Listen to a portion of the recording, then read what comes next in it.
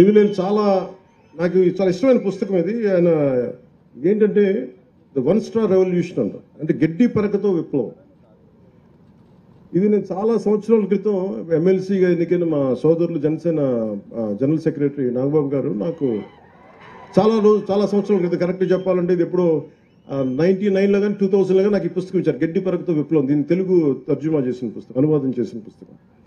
ఇందులో ఏంటంటే మీకు జీవాన్ని పర్యావరణాన్ని పరిరక్షించడానికి ఖర్చు లేకుండా ఎలాగనేది ముసునోబు ఫుకోకా అని చెప్పి ఒక జపనీస్ శాస్త్రవేత్త రాసిన పుస్తకం, వ్యవసాయ శాస్త్రవేత్త. ఇది నాకు ఆయనకి ఇస్తే, అంటే నేను చరితమ్మ గారికి చెప్తా ఉన్నాను, మీ అబ్బాయిని చాలా గొప్పగా పెంచారు, ఈ పుస్తకం చదువుతున్నాడంటే చాలా తప్పన ఉంటే తప్ప ఈ పుస్తకం చదవరు. అంటే అందుకేనేమో మీరు ఎమ్మెల్యేగా ఎన్నికయ్యాక ఇది పుడిచెర్ల గ్రామంకి మీరు ఇక్కడ మనకి ఇన్ని ఊర్లుంటే, ఇన్ని జిల్లాలుంటే మీ దగ్గరికి నేను ఎందుకు వచ్చానంటే మేబీ ఇది మనసుని బలంగా లాగింది అనుకుంటున్నాను ఇక్కడికి. అంటే ఇది ఈ రోజున ఫామ్ పాండ్స్కి సంబంధించి సమగ్ర కొంచెం మీకు వివరించి, అంటే మీకు చాలామంది మీరు సినిమా ఓజీ అంటున్నారు కానీ అంటే మీరు సినిమాలకు వెళ్తారు, హుషారుగా ఉంటారు, కానీ నీళ్ళు లేకపోతే మీరే సినిమాలకు వెళ్తారా? అందుకని ఎప్పుడేనంటే మంచి అభివృద్ధి ఉండాలి, రోడ్లు కావాలి, మనకి ఇరిగేషన్ ప్రాజెక్ట్స్ ఉండాలి, పంట నేల పచ్చగా ఉండాలి, ఇవన్నీ కోరుకోవడం. దాంట్లో మొదటిది నీటిని సంరక్షించుకోవడం. మనకి రాయలసీమ నేల నీటికి చాలా ఇబ్బంది పడేది, వస్తే భారీ వర్షం వస్తే, కానీ నిల్వ చేసుకునే సౌకర్యం లేదు మనకి.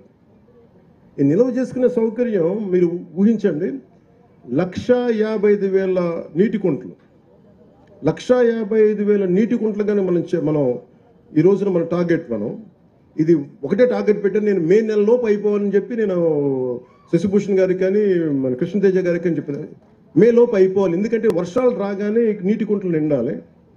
అంటే 1,55,000 పాండ్లు గనక, నీటి కుంటలు గనక నిండితే మనకి ప్రకాశం బ్యారేజ్లో 3 టీఎంసీలు నీళ్లు. అలాంటిది మనకి 1,55,000 పాండ్లు నీటి కుంటలు కనుక నిండితే 1 టీఎంసీ వచ్చేస్తుంది. అందుకని మనకి పెద్ద ప్రాజెక్టులు వచ్చే వరకు నా నమ్మకం ఏంటంటే, కృష్ణదేవరాయలు గారు ఇక్కడ ఎప్పుడు మన తటాకాల మీద వ్యవసాయం చేసిన పద్ధతి ఇది, మనం ఏం కొత్తగా చేయట్లా. మర్చిపోయిన దాన్ని కృష్ణదేవరాయలు గారు చేసింది. అంటే ఇది రాయలసీమ కాదు, ఇది రత్నాలసీమ. అలాంటి రత్నాలసీమ రావాలి, మళ్ళీ రత్నాలు ఇక్కడ అంటే అంత బలంగా ఉండాలి. ఇక్కడ అభివృద్ధి కొందరికే కాదు, అందరికీ కావాలి. అందుకే ఎకరం 30 సెంట్లు రాజన్న గారికి కూడా ఇది ఎందుకు పెట్టామంటే, ఇది ఆయన బాగుండాలి, కేవలం 30-40 ఎకరాలు ఇంకా పైవాళ్ళు పెద్దోళ్ళు కాకుండా అందరూ బాగుండాలనే ఉద్దేశంతో ఈ ఫామ్ పాండ్, దీంట్లో ఈ 1,55,000 పాండ్లు మనం ఎప్పుడైపోతే sir, we are targeting before May. What is the time line?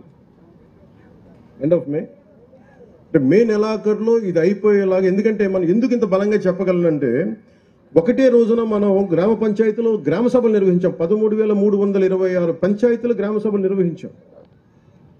నిర్వహించగలిగామంటే మనకి సత్తా ఉంది, పనిచేసే అధికారుల యంత్రాంగం ఉంది. కానీ వాళ్ళకి పని చెప్పడానికి దిశానిర్దేశం చేసే ఏ స్వార్థం లేని వ్యక్తులు కావాలి. ఇది రాష్ట్రం బాగుండాలని గౌరవ ముఖ్యమంత్రి చంద్రబాబు నాయుడు గారు ఎలా కోరుకుంటారో, నేను కూడా వారి అనుభవాన్ని మనం ప్రేరణగా తీసుకొని, నేను కూడా దాన్ని నేను తీసుకున్న ఈ శాఖల్ని చాలా బలంగా చేయాలనే ఒకటే రోజున 13,326 గ్రామ పంచాయతీలు గ్రామ సభలు నిర్వహించి అభివృద్ధి కోసం చేపట్టాల్సిన పనుల జాబితాను రూపొందించడం ద్వారా మనం ఈ ప్రపంచాన్ని మన ఒక గొప్ప బలమైన సందేశం ఇచ్చింది. ప్రపంచ రికార్డు కావచ్చు, ఇంకోటి ఏదైనా కావచ్చు. అలాగే గ్రామాల్లో స్వాతంత్రం మరియు గణతంత్ర దినోత్సవాల సందర్భంగా, ఏదో ఇండిపెండెన్స్ డే కావచ్చు, రిపబ్లిక్ డే కావచ్చు, జెండా ఆవిష్కరణ కోసం మనం భారత్ మాత జిందాబాద్ అంటాం, కానీ 100 రూపాయలు చేతులు పెడితే దేములకు వస్తే ఒక సర్పంచ్కి, అలా మేజర్ గ్రామ పంచాయతీలు 100-250 మీరు ఊహించండి. అంటే ఇన్ని సంవత్సరాలు గత ప్రభుత్వంలో ఆయన ఉన్న వారు 100 కాదు 250 కూడా చేయలేకపోయారు ఒక్కొక్క మైనర్ గ్రామ పంచాయతీకి. మేజర్ గ్రామ పంచాయతీ 250, 30 సంవత్సరాలు 40 సంవత్సరాల నుంచి అలాగే ఉంటే, నారా చంద్రబాబు నాయుడు గారి ఆధ్వర్యంలో వారి నాయకత్వంలో వచ్చిన మన ప్రభుత్వం 100 నుంచి గ్రామ పంచాయతీలు కేవలం జెండా పండుగ చేయడానికి 100 రూపాయలని 10,000 పెంచాం. అలాగే 250 రూపాయలని 25,000కి పెంచాం. ఎన్ని ఇంతలు పెరిగిందో మీరు దయచేసి దీన్ని ఆలోచించండి.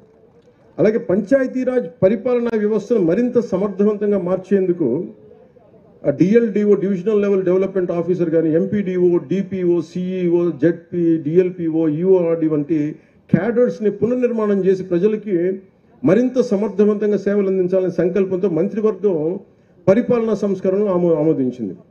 ఎందుకంటే మాకు పనులు జరగట్లేదు, లేదా టూ మెనీ వర్టికల్స్ అయిపోయినాయి, మాకు ఏ ఆఫీస్కి వెళ్ళాలో తిరిగి అన్నీ కలిపి ఒక దాని కింద, ఒక బిల్డింగ్ కింద రావాల్సింది, ఒక వ్యవస్థ కింద రావాల్సిందని చెప్పి మేము దాన్ని కూడా ముందుకు తీసుకెళ్తా ఉన్నాం. అలాగే మహాత్మా గాంధీ జాతీయ ఉపాధి హామీ పథకం గ్రామీణ ప్రజల జీవితాన్ని మెరుగుపరిచేందుకు, ఎందుకంటే మనకు 70% గ్రామాలు మన రాష్ట్రంలో 57.92 లక్షల కుటుంబాలకు చెందిన 97.44 లక్షల మంది ఉపాధి కూలీలకి వారి స్వగ్రామాల్లోనే, సొంత గ్రామాల్లోనే ఉపాధి కల్పించగలిగాం. ఇప్పటి వరకు 23.52 కోట్ల పనితీలను అందించడంతో పాటు 4.27 లక్షల కుటుంబాలకి 100 రోజులు పనిచేసే అవకాశం కల్పించాం. ఈ పథకం కింద ఇప్పటి వరకు 9,597 కోట్లు ఖర్చు చేశాం. అందులో 6,009 కోట్ల కూలీల కష్టానికి, వారి శ్రమకి నేరుగా అందించగా 3,588 కోట్లు మెటీరియల్ కోసం, అది కంకర కావచ్చు, మిగతా వస్తువుల కోసం. ప్రజలకి ఉపాధి, ఆర్థిక స్థిరత్వం కల్పించడంతో పాటు మా నారా చంద్రబాబు గారి నాయకత్వంలోని ఎన్డీఏ కూటమి ప్రభుత్వం ఎప్పుడూ ఒక ముందడిగే ఉంటుంది తప్ప వెనకడికి వేరు.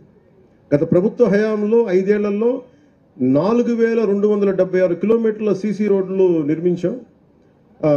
గత ప్రభుత్వంలో 4,000 పైచిలుకు రోడ్లు మటుకు నిర్మించారు 5 సంవత్సరాలు. కానీ ప్రభుత్వం, ఎన్డీఏ కూటమి ప్రభుత్వం రాగానే 8 నెలల్లోనే గ్రామీణ రహదారి అభివృద్ధిలో దాదాపు 4,000 కిలోమీటర్ల రోడ్లని నిర్మించగలిగాం. ఆల్మోస్ట్ పూర్తవబోతున్నాయి. 1,600 కోట్ల వ్యయంతో నిర్మించి మనకి ఈరోజు రోడ్లు పడ్డాయి. మన కర్నూలు జిల్లా నెంబర్ 1లో ఉంది సీసీ రోడ్లు అంటే. దానికి కారణం మన నాయకత్వ పట్టిమ, అలాగే అధికారుల తాలూకు కెపాసిటీ. కొండ ప్రాంతాల్లో రహదారులు లేకపోతే అసలు డోలీల మీద ఆధారపడే పరిస్థితుల నుంచి ఈరోజు డోలీల ద్వారానే పేషెంట్ ఇబ్బందులు పడితే అలాంటి గ్రామాలకు కూడా గౌరవనీయ ప్రధానమంత్రి శ్రీ నరేంద్ర మోదీ గారి నాయకత్వంలో కేంద్ర ప్రభుత్వం ప్రధానమంత్రి జన్మన్ పథకం కింద ప్రధానమంత్రి జన్జాతి ఆదివాసీ న్యాయ్ మహా అభియాన్ అనే ప్రతిష్టాత్మక కార్యక్రమాన్ని ప్రారంభించింది. ఆ పథకం ద్వారా 100 మందికి పైగా గిరిజనులు నివసిస్తున్న ప్రాంతాల్లో అవసరమైన మౌలిక వస్తువులను అభివృద్ధి చేసే వారికి అభ్యున్నతికి మనం ముందుకు సహాయపడుతున్నాం. ఈ పథకం కింద గిరిజన గ్రామాల్లో 612 పైచిలుకు కిలోమీటర్ల పొడవుతో 239 అనుసంధానం లేని గ్రామాలకి రహదారి సౌకర్యం కల్పించేందుకు 206 పనులు మంజూరు చేశాం. ఈ అభివృద్ధి పనులకి 555.60 కోట్ల అంచనాని వ్యయంగా పెట్టి దాన్ని కేటాయించాం. అదనంగా గిరిజన గ్రామాల్లో విద్యుత్, తాగునీరు, ఆరోగ్య కేంద్రాలు, స్కూళ్లు, కమ్యూనిటీ హాళ్లు వంటి మౌలిక వస్తువులను అభివృద్ధి చేయడానికి ప్రభుత్వం నిధులు కేటాయించింది. అలాగే ప్రధానమంత్రి గ్రామ్ సడక్ యోజన అంటే గిరిజన గ్రామాల్లో రహదారి నిర్మాణానికి నిధులను కేటాయించాం.